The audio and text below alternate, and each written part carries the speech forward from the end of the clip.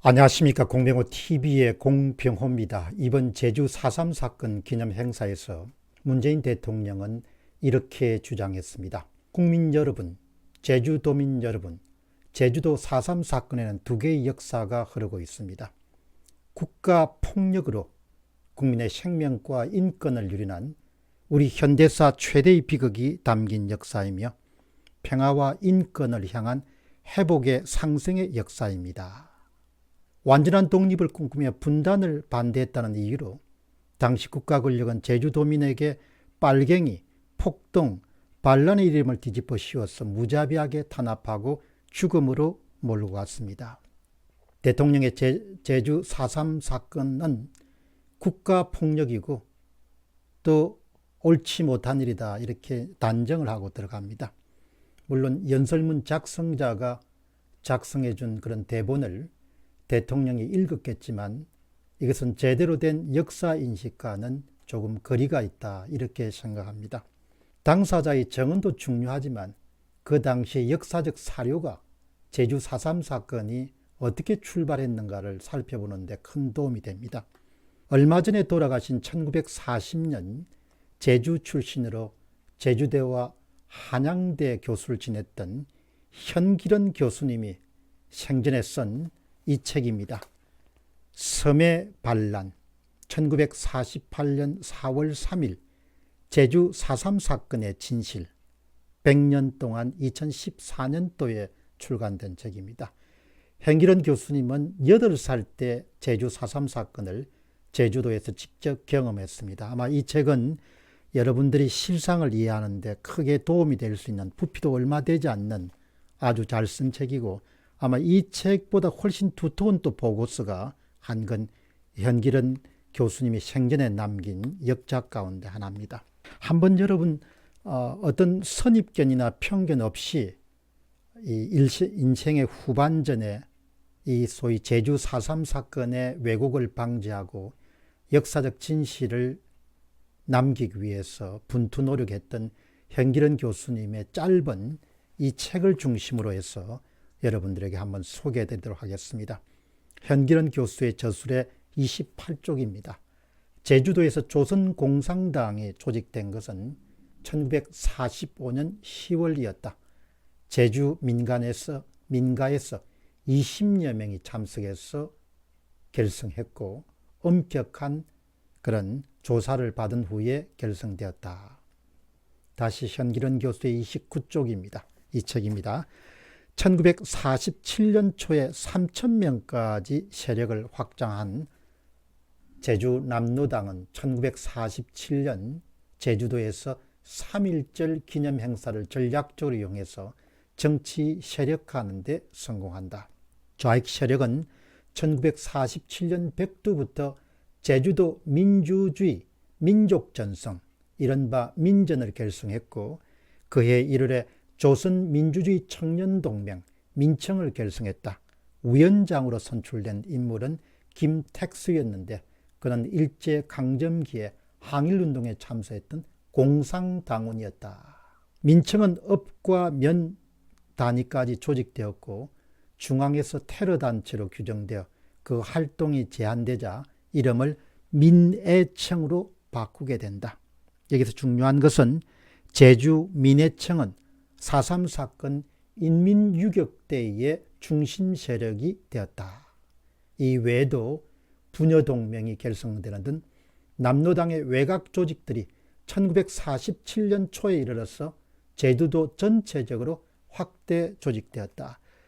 이 현기련 교수의 이 책의 전반부만 읽더라도 제주 4.3 사건을 일으킨 주범자들, 주도 세력이 누구였는지, 그리고 우발적인 사건이 아니고 대단히 체계적이고 조직적이고 의도적으로 목표를 갖고 시작된 그런 정치운동이었고 그 다음에 무장운동이었다는 점을 우리가 알 수 있겠습니다. 현기련 교수의 저작물 가운데 30쪽에는 이런 내용이 나옵니다. 1947년 1월 이후에 읍면 단위로 민청과 부녀동맹, 농민위원회 등 좌익단체가 결성되었는데 당시에 박헌영, 허헌, 김일성, 조희연, 김택수 등 공산당과 남노당계 주요 인사들을 명예회장으로 추대했다. 그러니까 어떤 단체였는지 뚜렷하게 기록으로 다 남아있는 겁니다. 남노당 중앙당의 지시에 따라서 제주도당은 모든 공공기관, 특히 도청과 군청, 면사무소, 초등학교까지 파업에 참여하게 되는데 이것은 대한민국 역사상 처음이자 마지막 사태였다. 4.3 사건이 터지기 전에 3월 10일 날 일어난 일종의 제주도 전도 차원에서의 동맹파업이었습니다. 다시 현기런 교수가 쓴 36쪽과 37쪽에 나오는 내용입니다.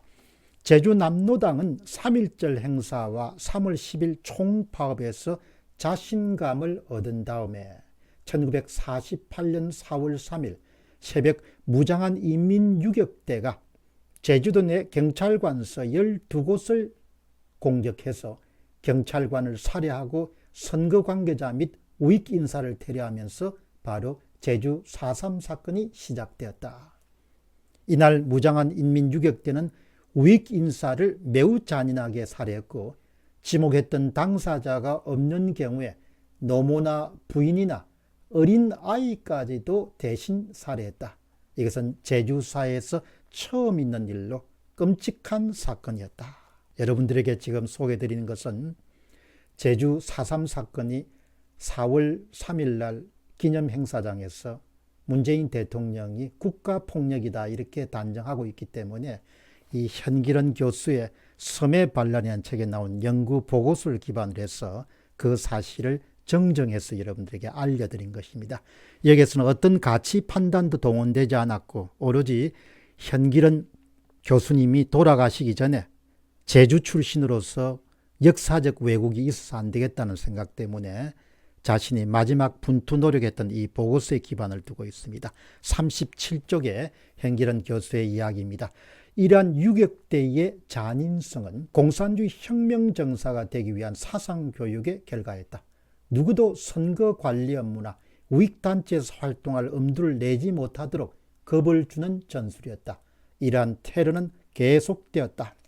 제주 남노당은 5월 10일 투표 당일, 이 5월 10일이란 북한이 선거를 거부하기 때문에 남한 단독정부 수립을 위한 그런 선거였습니다. 5월 10일 선거에서 주민의 투표권을 노골적으로 박탈했고 마을마다 조직적으로 투표를 방해했다. 그들이 장악하고 있는 마을에서는 선거날 마을 행사를 구실로 주민들을 집단으로 마을 밖으로 내몰아서 일체 투표에 참가하지 못하도록 감시하면서 회유했다. 문 대통령은 제주 4.3 사건을 국가폭력이라고 단정하고 있다. 그러나 현기런 교수가 살아생전에 남긴 보고서에서의 주장은 다르다. 현기런 교수가 남긴 38쪽입니다. 그렇다면 이러한 역사적인 변란, 제주 4.3 사건이 왜 제주에서 일어났는가? 오해를 피하기 위해서 내용을 그대로 제가 읽어드리도록 하겠습니다. 무장 반란의 목적은 제주 4.3 사건입니다. 반란의 주체인 당이 결정한 것이다. 남노당, 중앙당이 결정했다는 겁니다. 이에 대해 많은 논의가 있으나 다음과 같이 몇 가지 근거에 의해서 밝힐 수 있다. 철두철미하게 현 교수님이 학자이기 때문에 증거에 의해 가지고 제주 4.3 사건의 성격을 규명합니다. 첫째, 무장 반란 세력의 문서가 확실히 알려지고 있다. 문서 자료는 두 종이 있는데 그 하나는 노획 문서로서 제주도 인민유격대 투쟁보고서이고 다른 하나는 당시 반란군이 제주도민에게 살포한 삐라이다. 투쟁보고서는 매우 구체적으로 기록되어 있다. 반란 주체 입장의 사실을 그대로 기록하고 있다. 당은 1948년 3월 15일경 북제주군 조천면 신촌리에서 당 상임위원회를 개최하고 무장반란에 대한 문제를 장시간 논의한 후에 13대 7로 무장반란을 가결하였다. 그 내용의 인용문입니다.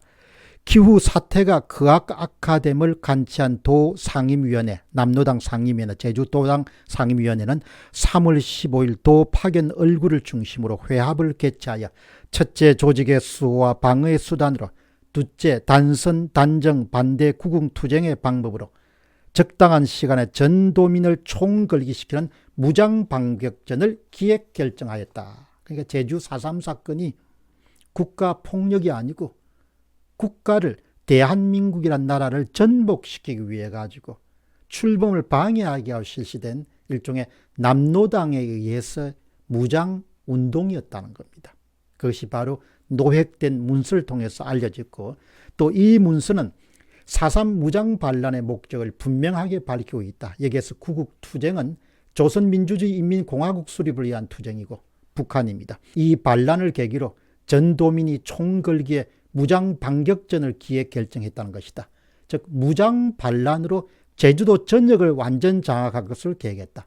당 중진들은 신중론을 펴으나 김달삼을 비롯한 청년 당원들이 무장반란을 주장하여 결국 13대 7로 제주 4.3 사건의 무장반란을 일으키려고 제주도당, 제주공산당, 남노당이 결정한 것이다. 당시 제주도 분위기와 국내 정세로 보아서 당은 반란의 승리를 예측했던 것으로 보인다. 두 번째 점검이다. 다음으로 유격대가 도민들에게 반란의 입장을 밝히고 적극 참여할 것을 권유하는 삐라에서도 제주 4.3 사건이 무장반란의 목적을 파악할 수 있다. 이 삐라는 두 종인데, 첫째는 경찰관과 우익단체 공무원들에게 전하는 내용이고, 두 번째는 도민들에게 전하는 내용이다. 첫 번째 내용은 우리는 인민과 함께 하고 있으니 경찰과 공무원과 우익단체원들은 외세에 의존하여 나라를 팔아먹는 매국 배족들을 물리치는데 함께 하자. 이것이 바로 이 현기론 교수의 보고서에 바로 40쪽에 나오는 문장입니다. 제가 여러분들의 오해를 피하기 위해서 그냥 읽었던 내용을 그대로 여러분들에게 소개해 드리는 겁니다. 삐라 두 번째입니다. 우리가 오늘 일어난 것은 매국 단선 단정을 반대하여 조국의 통일 독립과 완전한 민족 해방을 위하여 미제주구들이 학살 만행을 제거하기 위해서 여러분의 뼈에 사무친 원한을 갚기 위해 싸우고 있으니 함께 참여해 달라. 이렇게 이제 삐라를 뿌렸습니다. 그러니까 두 가지입니다. 그러니까 제주도에서 4.3 사건을 일으켰던 그런 공산당 지령을 받는 유격대에서 노획한 문서 하나하고, 두 번째는 그들이 뿌린 삐라입니다. 이들의 주장은 민족 통일정부 수립으로 완전한 독립을 이룩하기 위해 싸우자는 것이고, 이 일을 하는데 걸림돌이 되는 미군과 그 앞잡이는 제거하자는 것이다. 이 삐라에서 반란의 궁극적인 목적은 조국 통일과 완전 독립에 있다. 이 내용은 투쟁보고서의 목적과 일치한다. 노획무서에서 제시한 적당한 시간에 전도민을 총걸기시키는 무장반격전을 기획 결정하기 위해서는 결국 단선 단적 반대 구국투쟁을 위한다는 것이다. 노획무서나 삐라에서 제시하고 있는 구국투쟁은 조선민주주의 인민공화국을 수립하는 것이다. 둘째로 남노당 중앙위원회가 보낸 격려문과 이에 대한 당의 하단문에서도 반란의 목적이 분명하게 나타나 있다. 이 반란은 중앙당으로선 전국 전환을 위해서 의미 있는 투쟁이었다. 그러니까 지금 대통령이 이번 4.3 사건에서 이야기하는 완전한 독립을 꿈꾸며 분단을 반대했던 이유로 당시 국가권력은 제주도민들에게 빨갱이라는 것을 이름을 뒤집혀 무자비하게 탄압하고 죽음을 몰고 갔다. 이런 내용은 사실 연설문 작성자가 작성했겠지만 두 가지 다 역사 인식이라는 면에서 북한 측의 주장과 거의 일치하는 그런 이야기를 대통령 입에서 들을 수 있었기 때문에 저로서는 상당히 당혹스러운 내용입니다. 저는 일체 제 자신의 의견을 밝히지 않았습니다. 왜 그런가 하니까 결국 역사적 사실이라는 것은 우리가 직접 본 바가 없기 때문에 사료를 통해서 그냥 그것을 증명할 수 있는 길밖에 없습니다. 오늘 여러분들이 다음에 시간 되시면 이 책이 한 154쪽처럼 아주 얇은 내용입니다. 돌아가신 제주대학과 한양대 교수를 지냈던 현기론 교수님의 섬해 반란 1948년 4월 3일 제주 4.3 사건의 진실을 곡해하지 않고 너무 감성적이지 않고 그 당시에 삐라 문건과 그 다음에 노동당의 사주를 받은 그런 남노당의 제주도당 유격대에서 노획한 그런 노획 문건을 통해서 엄연하게 증명될 수 있는 것이다. 이 점을 말씀을 드리겠습니다. 그렇기 때문에 문 대통령의 국가폭력이라는 그런 용어는 대통령으로서는 입에 담아서는 안 되는 개인적인 의견이야 뭐 국가 폭력이나 폭력 국가든 그건 알아서 할 일이죠. 그러나 한 나라의 대통령이 국가 소위 그 대한민국의 정통성을 위협하는 듯한 그런 발언은 옳지 않다.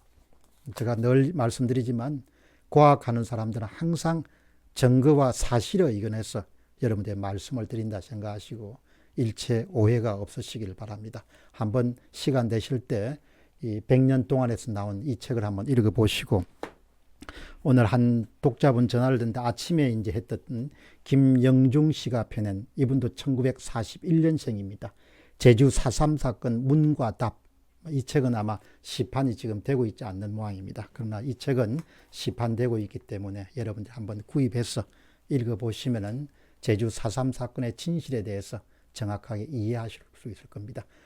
남로당의 지령에 따라서 제주도 도당에 결성한 무장 반란이었고 그것을 진압하는 과정에서 무고한 양민들이 살해된 경우가 발생한 그 사건이었다. 이 점을 여러분들에게 명료하게 밝혀드리도록 하겠습니다. 공병호 TV의 공병호였습니다. 감사합니다.